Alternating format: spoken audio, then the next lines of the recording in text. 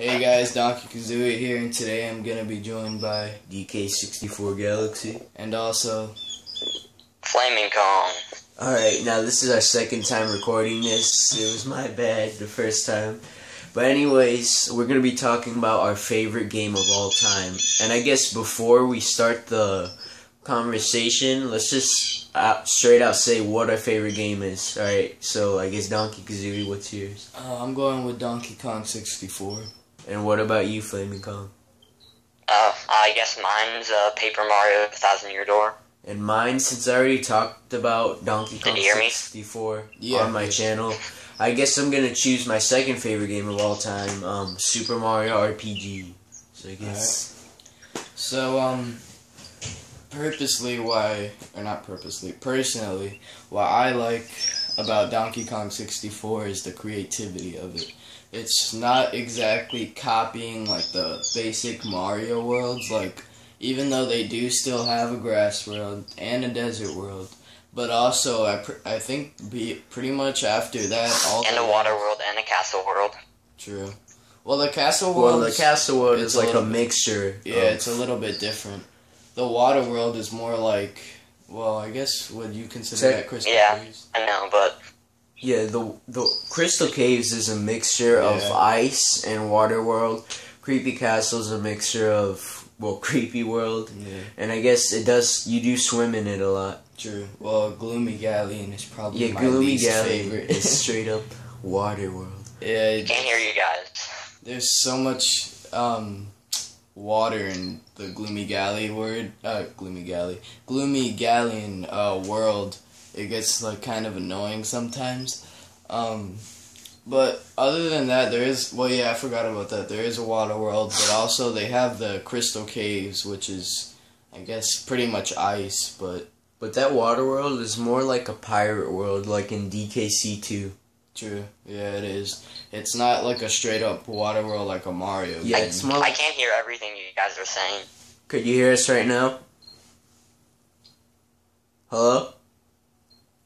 I guess Hello? I guess finish your DK64 right now. Alright, so basically, also the soundtrack to pretty much throughout the whole game is pretty, like, it's perfect. I think it's like one of probably the best soundtracks that a game has ever had. Not maybe the best, but definitely it's up there.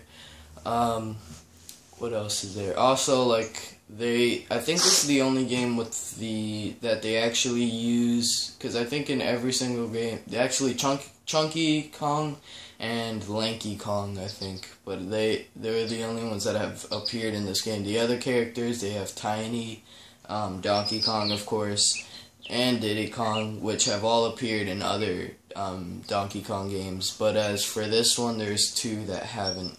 But what are more like the reasons you like it? Like, Also, the level designs for the worlds are, I have to say, I mean, also it's challenging, which I appreciate, but the bosses are challenging, but I like it because it's not like, I mean, it could get challenged, like it is challenging, but it's not like challenging that you just want to chuck the remote at the control. Well, actually, they have these really dumb mini games sometimes that will pop up. like the tiny slide. Yeah. What about the collecting thing? Because we only said about it in the last time we recorded. Also, there is a lot of collectibles you have to get in the game, which I know a lot of people complained about, which a lot of people didn't like it. Which, I mean, here's the thing, with the collectibles, you don't have to collect everything to complete the game. You do if you want to complete it, like, literally 101%, which is the highest you can get in the game. Personally, I never did that. I know people that have, like, YouTubers, but that was it. You don't need every, like, single thing in that game that it tells you to get. You could kind of just, like... I think that's where, like, some people are at fault with not liking the game because they wanted to only Yeah. But do everything. Yeah.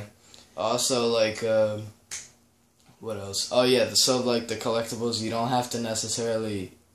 I mean, I know some people that really like to, and it kind of almost, like, bothers them if they don't. for you, or you're gonna have a tough time. Yeah, if it's your first time playing DK64, you're not gonna have fun with trying to 101 to me. You probably have to go over the game a couple times, and Like, then, for me, like, just take your time with it, I guess. Yeah, because it took you about, what, a year to beat it? Well, meaning, like, how sometimes I lost it, remember? Well, yeah. And then sometimes I just got uninterested in it, and I didn't play it for, like, 3 months, but then I played it again. Then I didn't, but then I just, overall, it took me, like, a week to beat, I think, Fungi Forest, Crystal Caves, and Hide at Home all together. So, I mean, it is a challenging game, but it's also, it doesn't get to at certain times, like if it's your first time playing, it could be one of those games that you think is too hard and you just totally quit for like a couple of months.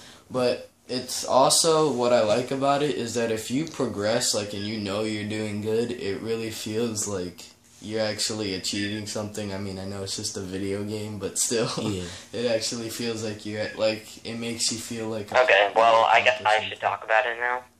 Yeah. Yeah, alright. Well, I really like the game, and I completely disagree. I think you should complete it. I think that's the fun part about it. You should 101% at your first try. I think that would turn a lot of people run off, through. though. I mean, you could try, it's just, it's really hard. Like, for instance, remember, like, in your Let's Play, how you tried to do the slide part and you got, like, frustrated? Like, everyone gets frustrated at that. I hate the slide. Have you seen my walkthrough on my Freezing Kong channel? No, not that much. I thought you, quit. I beat the slide in 2 tries. Oh, snap. Nice. I thought you quit the DK64. Wait, you thought I quit? Yeah, because remember the first time... No, I have a second channel where... Oh, yeah, you do have a second... I do... What? I said, oh, yeah, you do have a second channel. But that's your second attempt, though. You see, like, if someone's doing their first try, we're talking about, then, yeah, they shouldn't really go for that. Because, like, well, how did you do it? See, that wasn't my first try, though. I was beating the game 100%. I was just really bad. Yeah, that's what I'm saying. Like, if it's your first time ever playing the game, then yeah, I you wouldn't shouldn't necessarily go. I mean, you could try still. I'm not telling you that you, like, strictly not to, but I'm saying, like, it would probably be the biggest pain in the butt to do that, because there's so much stuff to collect. Like, I would at least try and beat the game once with not everything in it, and then just, like, go back into the game and see what you can get, because it's almost impossible. Well, not impossible, but it's super hard. Just hardly unlikely for someone for their first exact time ever to on 101% it. That's impossible, unless you look at a walkthrough. True, but it's impossible. It's not impossible, but it's like it's super hard to do. Yeah, unless you look at a walkthrough, that's cheating, but. Which I don't really like to do. Yeah, I don't. Whenever I play a game, I just I wanna. Unless it gets like to the point where it's exaggerated, then maybe. Then I'll look it up. One part maybe. But anyways, let's go on to the next game. But so your summary on DK64. Summary: great game. 3D platform. Yeah. Misunderstood. I think so, because it was another thing. It was even though it still got good ratings at its time. Yeah, it did. But also, I think it was a little one of those change games because everybody was used to the country series. Yeah, it did change the game for DK, I guess. Yeah, but in this case, no one really. I don't think anybody really disliked it because I've never heard somebody talk bad about it. Yeah. The only thing I've seen one review. I think it's CGR Undertow. Yeah. They did a video and they didn't like DK64, but. On the good thing, I know this is kind of messed up, but they got more dislikes than likes. That's the good part, I guess. But I don't know. There is people who criticize the game, but overall, it mostly has positive fan base. There's only 2 things I think they could have. Well, so far over 15 minutes. Alright, so anyways, let's move on to the next game, because it's been a while. Alright, well, let's get to Flaming Kong, I guess. So, pretty much, I picked Thousand Year Door, Paper Mario Thousand Year Door, because it's the game I've played the most, and I think it's even harder to 100% than Donkey Kong 64, because you need all the recipes, all the star pieces, all of the everything, I guess, to 100% the game, and I've never done it, but yeah, anyway. So pretty much the whole point of the game is to find all 7 of the crystal stars in all of the 8 chapters, and then the last chapter you have to go fight the Shadow Queen. And that's just a summary of the game. There's a lot more plot, and the game has an amazing story as well. Well, yeah, I figured, because most RPGs usually are best known for their stories. Well, I don't care. It's the best story in any game, okay? Whoa, yeah, it is pretty good with the 1,000-Year Door and stuff. Yeah. I never actually beat that game, though. I've always played it when I was, like, little. So. I'm surprised, though. Your favorite genre is RPGs. I know. But anyways, what else Wait, about you're the game? surprised that that's my favorite game? No, I was talking to Donkey Kazooie. But anyways, what else do you have to say about the game? Well, I really like the partners. The partners are really awesome. My favorite chapter is, I don't know, chapter 6. And it's pretty much, just a train, and you ride on it. That's the point of it. I don't have much to say about the game, because I haven't played the game in a year since my Let's Play, but... well, like, what would you say about, like, the boss battles and stuff? Well, the boss battles aren't anything really that special. They're not the strong point of the game, but they're still really fun. And, I'd say my favorite boss battle is definitely the 100th trial in the Pit of 100 Trials, for sure. Bone Tail. And is the soundtrack pretty good in that game, too? Yeah, it's pretty good. It's not like it's, like, strong point, but it's definitely good. Yeah. And, also, what would you say about, like, creativity for it? So, it's, even though it's a really fun game, I wouldn't say it's that creative, because it follows a lot of the lines that the original Paper Mario did, but I'd still say it's pretty creative, I guess, because of all the new places they came up with. True. Even though I feel like, personally, the newer ones weren't. Well, I know the one for the Wii didn't get... It was creative, but it didn't go in the right direction people wanted it to. Yeah, and also the one for the 3DS Sticker Star. Yeah, okay, I don't think that one was that creative. Though the music for Sticker Star was all jazzy. I want to talk about this. It was pretty good. Because every Paper Mario game is good.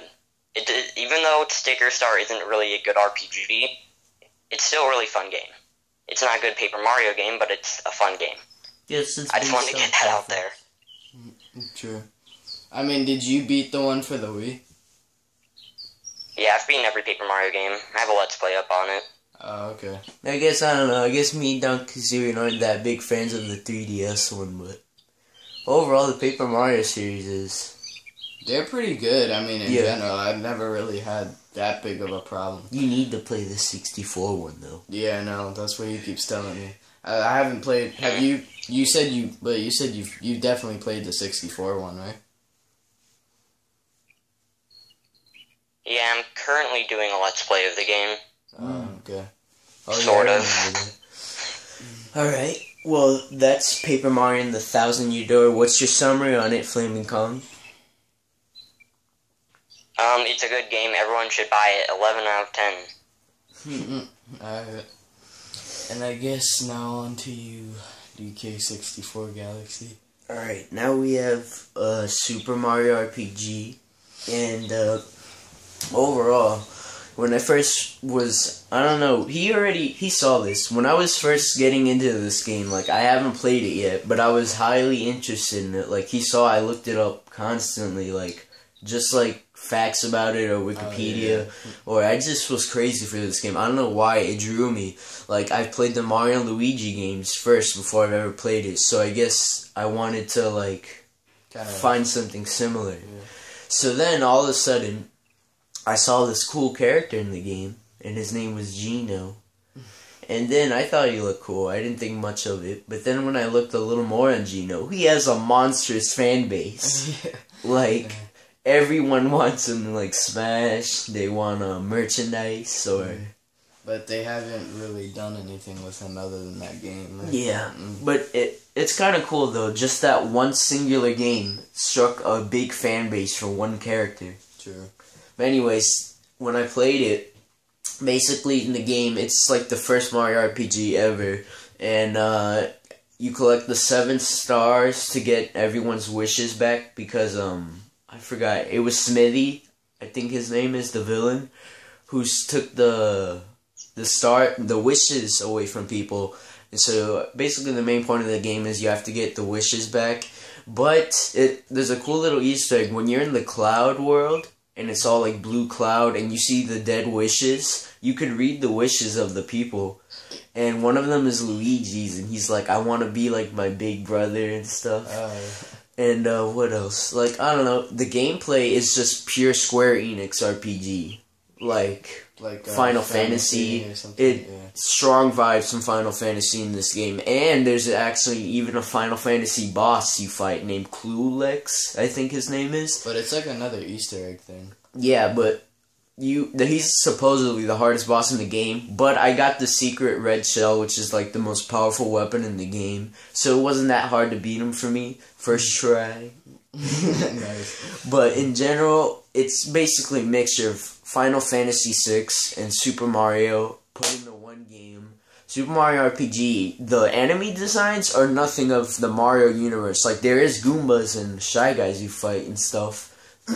But the main bosses and stuff. yeah, the bosses, they're Final Fantasy influenced. I'm gonna say influenced because they still have a lot of Mario influence in them. And in general, the boss battles are epic. The level design is like, you feel like there's this ship world. It's an abandoned ship. And you know in Super Mario Bros. 3 how Bowser's ship sinks in the NES? Well, you go in that ship and there's all the ghosts of the Koopas that died and stuff. Oh, really? And there's like this giant octopus that you fight that was frustrating. And you could have a combination of team members. Like you could have Mario, Gino, and Bowser, which is my personal team. Or you could have Mario, Mallow, and Bowser, Peach, Mario, Gino. Like just mixture. Peach is like the healer of the team. True. Mario's like straight up combat. Bowser is, I think he's defense. Don't quote me on the Bowser. But Gino, I think he's more special attack. True, because doesn't he have like all this like he's almost like a freaking angel or something. Yeah, he's from the Star Haven or something, and he was sent by his guardian to help Mario get back the wishes. No. And so then there's this little part in the game where you fight the Axum Rangers, and it's like a ripoff of Power Rangers, but that's like the most hard fight in the game to me. Like that fight, I didn't play that game for one singular week just because of that fight. And I think while I was beating that, I already told, in that time I told Flaming Kong like the day I beat it and everything. It took me about like a week and 3 days to beat that game, but it was fully worth it because it became one of my favorite games, and I understand why it's beloved. And I think it got like a 9.6 or 9.7 on IGN or something. But I don't really pay much attention to the review people, but that's for once I agree. IGN is terrible. Yeah. But for once I agree with them on that rating, because it is a great game, and I guess my summary, Super Mario RPG, it's definitely one of the greatest SNES games of all time. One of the greatest RPGs to me. And I understand why it's loved, and I love it too. Have you ever played it, Flaming Kong? Yeah, the game's great. Did you beat it? Yep. Oh, nice. Well, alright. I have not beaten it. Oh, okay. Well, I guess we'll end it here. I'll see you later, guys. See ya.